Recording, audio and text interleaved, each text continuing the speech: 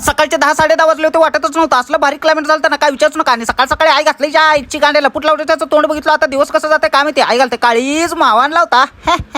दूध पाकिट आणायला गेलतो, म्हणलं मग काय जायला बिस्किट भेटतं का बघितलं, पिशवीत पण काय शेट पण नव्हतं. जा लावड्या कधी तर कामाला येत जा म्हणलो. आणि यशा गेल्यानंतर मी पण घरात जाऊन झोपून टाकलो. आणि थोड्या वेळाने छोटे बोलो कालते आणि मलाच विचारालेत मी कुठं आहे.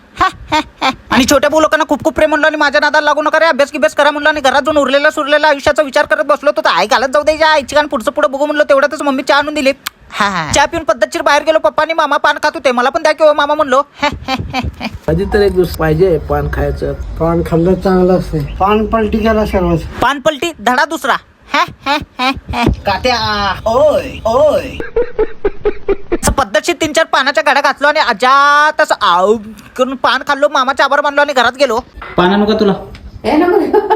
थोड्या वेळाने हुडगी गावातनं आपल्याला भेटायला आपले भाऊ लोक आले. भाऊ लोकांना खूप प्रेम म्हणलो. सगळ्या भाऊ लोकांना भेटलो. थोड्या वेळ गप्पा गिप्पा मारलो. आणि सगळ्यांसोबत फोटो काढून झाल्यानंतर सगळे भाऊ लोक जातो म्हणून गेले. आणि मी पण घरात गेलो. आणि या लवड्याला पहिला सलाईन लावलो. पद्धतशीर चार्जिंग झाल्यावर बाहेर आलो. अब्दुल मामा त्यांनी आले. ते अब्दुल मामाचे लहानपणापासूनचे मित्र आहेत म्हणले. अब्दुल मामा सोबत त्यांच्यासोबत थोड्या वेळ गप्पा मारलो. आणि अब्दुल मामाला टाटा करून असं घरात चाललोच होतो, तर अजून 3 भाऊ लोक आले. भाऊ लोक अक्कलकोटला स्वामींच्या दर्शनासाठी गेले. आणि भाऊ लोकांना खूप प्रेम म्हणलो. आणि भाऊ लोक गेल्यानंतर घरात आलो.